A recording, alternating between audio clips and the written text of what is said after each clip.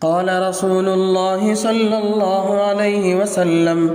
إن لله تعالى 99 اسما 100 إلا واحدة من أحصاها دخل الجنة. هو الله الذي لا إله إلا هو الرحمن الرحيم، الملك القدوس السلام المؤمن المهيمن العزيز الجبار المتكبر، الخالق البارئ المصور،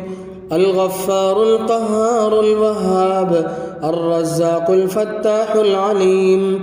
القابض الباسط الخافض الرافع، المعز المذل السميع البصير، الحكم العدل اللطيف الخبير، الحليم العظيم الغفور الشكور، العلي الكبير الحفيظ المقيت،